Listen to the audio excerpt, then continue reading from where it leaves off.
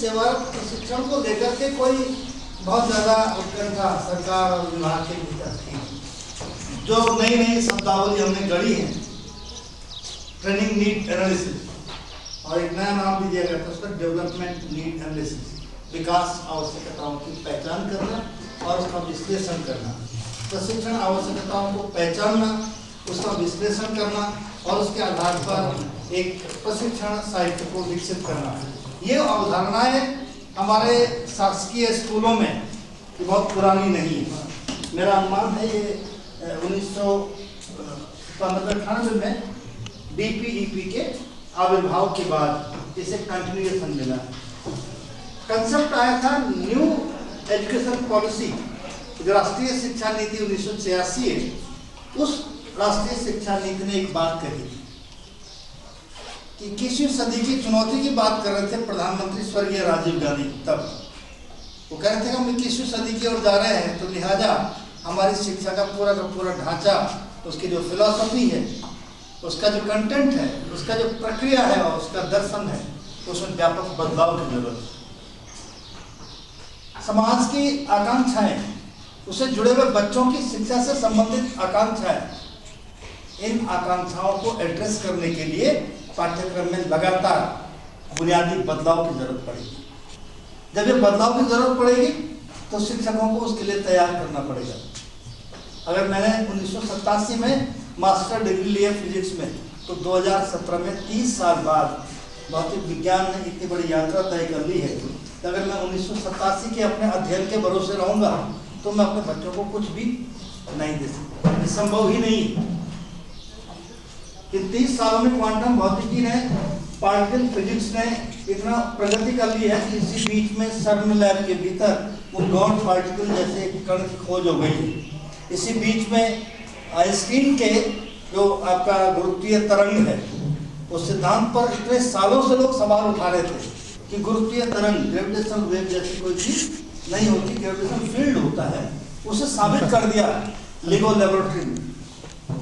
तो इन 30 वर्षों में गंगा में जितना पानी बह गया है, उसके लिहाज से हमारी जानकारी, हमारा जो ज्ञान है, हमारा जो कॉग्निशन है, वो इतना कम है कि अगर उसका पुनर्नवीकरण नहीं करेंगे तो हम किसी भी सूरत में शिक्षा की नई चुनौतियों का सामना करने के लिए सक्षम नहीं हो सकते। 1986 की राष्ट्रीय शिक्षा नीति में इस बात पर बहुत जोर दिया गया कि हमें ऐसे संस्थान विकसित करने होंगे जो लगातार शिक्षकों की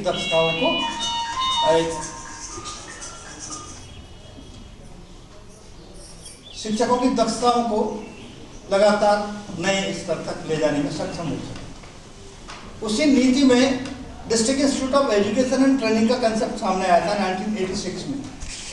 उसे मैटेरियलाइज करने के लिए 1989 में डाइट की संकल्पना पर एक किताब आई थी, and that was called pink book, गुलाबी किताब। और वो पिंक बुक है जिसने डाइट की संरचना, डाइट के उद्देश्यों और उसको चिन्हित किया था। उन्होंने कहा कि आप लगातार पाठ्यक्रम में बदलाव कर रहे होंगे, पाठ्य पुस्तकों में बदलाव कर रहे होंगे, और उनके दृष्टि से शिक्षकों के लगातार पुनर्बोध की, उनकी दक्षता उन्नयन की जरूरत पड़ेगी। अब डाइट की स्थापना आप करेंगे ताकि आप डिस्ट्रिक्ट के भीतर एक ऐसा इंस्टीट्यूट होगा जिसकी फैकल्टी मिलकर के कंटिन्यूसली टीचर एजुकेशन के कार्यक्रम संचालित कर रही हो। 1989 में वो कंसेप्ट एक डॉक्यूमेंट के रूप में सामने आया और 1994 से डाइट की स्थापना की प्रक्रिया शुरू हुई। ये जो डाइट आप यहाँ है वो 1996 में एस्टेब्लिश हुआ। इससे पहले यहाँ BTC कॉलेज हुआ करता था। BTC कॉलेज की फैकल्टी का आपको मालूम होगा कि वो केवल एक काम करता था, मुख्य तौर पे सेवा पूर्व प्रशिक्षण के काम करता था। और जब मैं पुनर्बोध की बात कर रहा हूँ, वो भी BTC ट्रेनिंग सेंटर में होते थे, और वो बहुत ही मुश्किल से राष्ट्रीय या राज्य स्तर पर लखनऊ और इलाहाबाद में तैयार लिटरेचर होता था, उसके कुछ प्रशिक्षु होते थे, और मुट्ठी भर शिक्षकों को मौका मिलता था कि वो अपने आप को रिन्यू कर सके।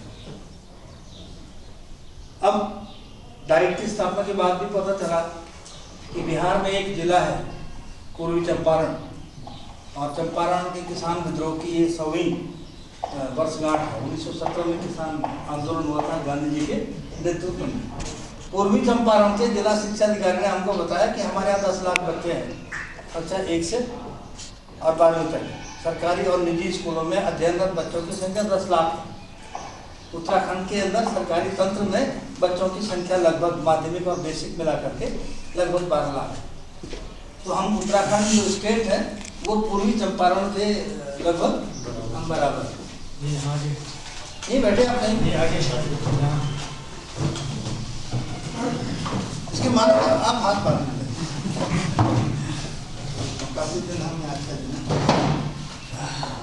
वो क्या कहा और शिक्षक कितने हैं? 10 लाख बच्चों के लिए 80 का औसत था, वहाँ 180 का 12,000 शिक्षक। 12,000 शिक्षकों के लिए पूरे साल भी अगर आप डाइट के अंदर प्रोग्राम संचालित करते रहेंगे तो 12,000 शिक्षकों को आप दे नहीं सकते प्रशिक्षण। हमारी जो योजना भी है वो क्या है कि हम ब्लॉक में जाएंगे, ब्लॉक में एक नहीं 3-3 4-4 हम फेरे संचालित कर रहे होंगे।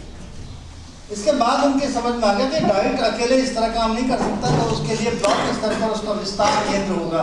And that extension of DIET at the block level is BRC, block resource centre.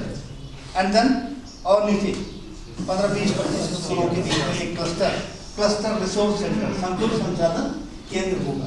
Unfortunately in केंद्रों की स्थापना डाइट के साथ नहीं हुई। इनकी स्थापना हुई DPEP और DPO SSA के साथ में।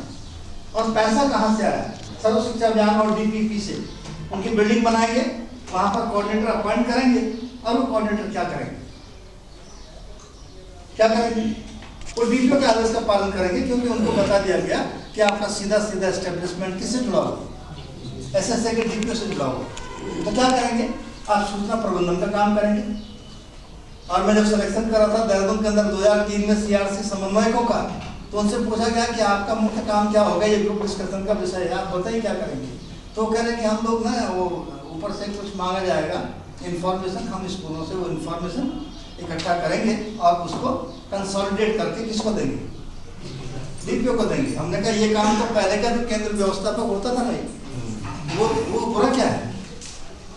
अगर यही काम करना है तो फिर हम उस सिस्टम को रिप्लेस क्यों कर रहे हैं? क्यों आपको सिलेक्शन किया, हमने एग्जामिनेशन क्यों किया?